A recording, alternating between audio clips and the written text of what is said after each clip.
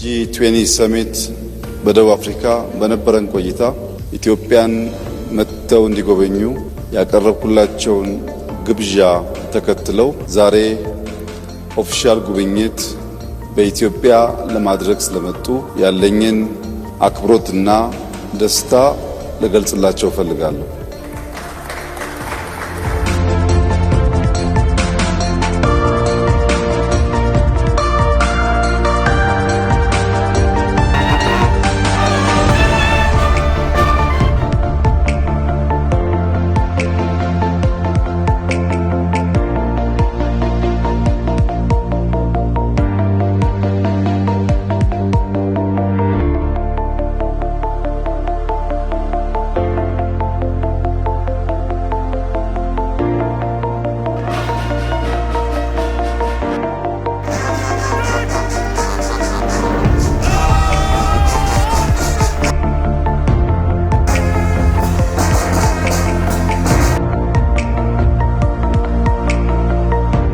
ፕሬዝዳንት እንዲሁም ከሳቸው ጋር የመጡ የዴሌጌሽን አባላት ወደዚች ጥንታዊት የሰው ልጅ መገኛ የኮፊ አረቢካ መገኛ በአፍሪካ ብቸኛው በቅኝ ግዛት ያልተገዛች ሀገር ከፍተኛ ክብር እና ኩራት ያላት የማደግ ተስፋ ያላት ከሁሉ በላይ ደግሞ የአፍሪካ የፖለቲካል ካፒታል ወደ ሆነችው አዲስ አበባ እንኳን በሰላም መጣችሁ። ቆይታችሁ ያማረ የሰመረ እንደሚሆን ተስፋዬ የላቀ ነው።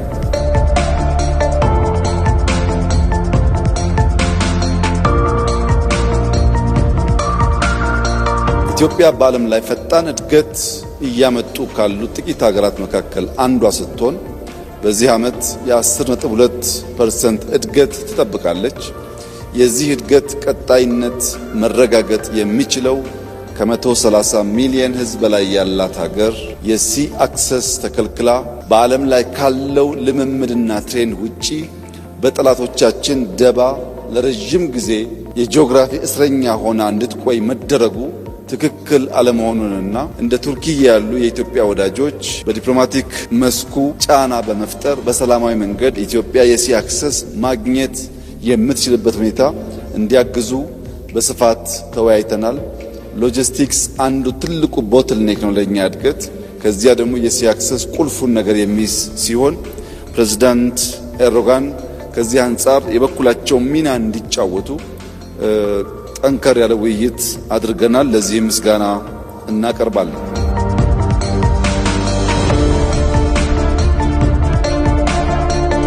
ለነበረን ቆይታ ላሎት ኮሚትመንት ኢትዮጵያ እንዲሁም እኔም ከፍተኛ ምስጋና ላቀርብ ፈልጋለሁ። እንኳን በሰላም መጡ። ቆይታው ያማረ የሰመረ እንዲሆን እመኛለሁ። አመሰግናለሁ።